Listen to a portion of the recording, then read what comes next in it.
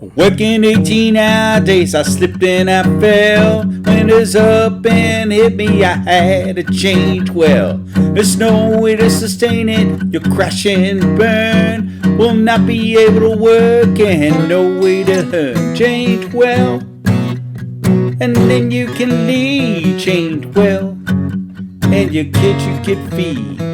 Turn your life around for the final bell. It's now or never, you have to change well. It's now or never, you must change well. Hello and welcome to a Memorial Day edition of the Change Well podcast. I'm a little under the weather, so you may hear some congestion going on. But I really wanted to get this podcast out before Memorial Day. Every year on Memorial Day, I watch the National Memorial Day concert, and you know, the one with Gary Sinise. And I still remember one year I watched it. It was during the pandemic, and nobody was out. Usually there's a big crowd, but there was no one out there because of the pandemic. And despite being apart, the stories, speeches, and songs of the soldiers that sacrificed their lives for this country served to unite me with my fellow Americans. And also served to remind me that we're all in this together and how important it is to respect the sacrifice of our fallen by being kind to each other and working together to defeat today's silent enemy, which is animosity and vitriol to our fellow Americans. I believe one of the most improbable goals in human history was undertaken by our founding fathers and mothers when they established this country. A country formed for the ideals of life, liberty, and the pursuit of happiness. But this experiment is fragile. Too often in today's time, we do not listen to our fellow Americans to see their side and their equal right to life, liberty, and the pursuit of happiness. Indeed, there's too much me and not enough us. And I think it's a disgrace to the sacrifices of those brave men and women that gave all. They gave all for us. Can't we honor their memory by at least listening to the ideas of our fellow Americans and engage in civil discourse? We should all just endeavor to see in shades of gray, to listen with open ears and understand what the other side is truly saying to honor the memories of our fallen. Indeed, it is fitting that our Army Academy for the whole United States, the United States Military Academy in West Point, is gray. Life is seldom black and white, it's gray. And it is our responsibility to diligently discern through the gray by nurturing the fragile dream of democracy and listening to our fellow Americans. Now, that doesn't mean everything is always gray. There is some clear black and white, but you should at least listen to the other side. A few years back, in honor of our veterans, now this is Veterans Day, this is different than Memorial Day. Memorial Day is to honor those that gave their whole life in service of our country. In this case, I walked 50 miles in honor of veterans.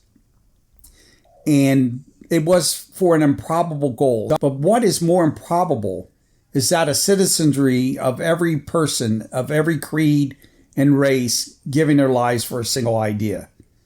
So today, as a plea for all of us to get along and work together to defeat this rancor that's going around our country, I will walk you through a virtual 50-mile walk with each 10-mile marker in honor of one of the fallen in the Army, Air Force, Marines, Navy, and Coast Guard, to give you just a feel of the diversity that this country has.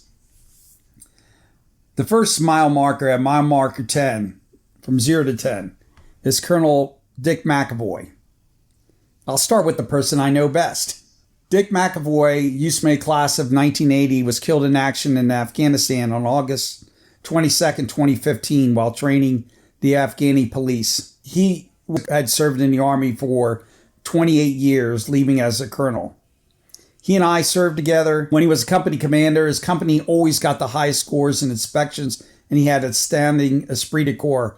I always remember Dick as being a no-nonsense, can-do commander that balanced mission with troops. He went on to train our soldiers at the prestigious National Training Center. So I'll remember Dick always and forever. He was a great friend, a great colleague, and he taught me a lot of lessons. Now let's move over to the Navy.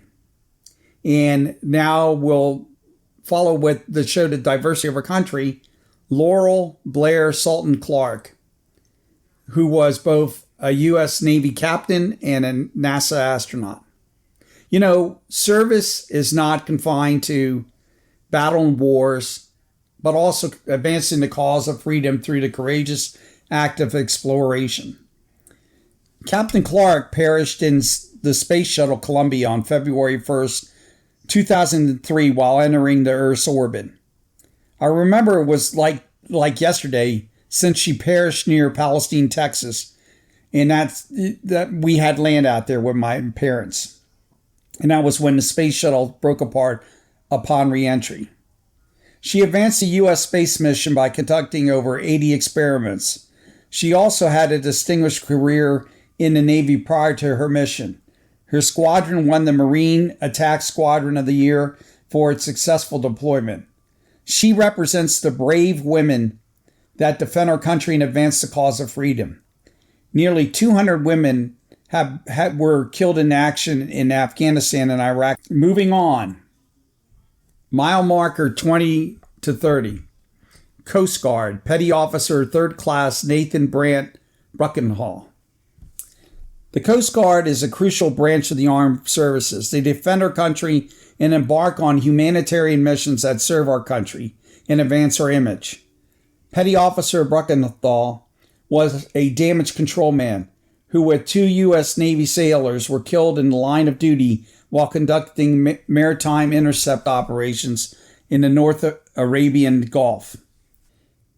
Bruckenhall was the first Coast Guard member killed in action since Vietnam War. His service, as well as others in the Coast Guard, advanced the cause of freedom by defending our coast. Mile marker 30 to 40. Marines, Ira Hayes.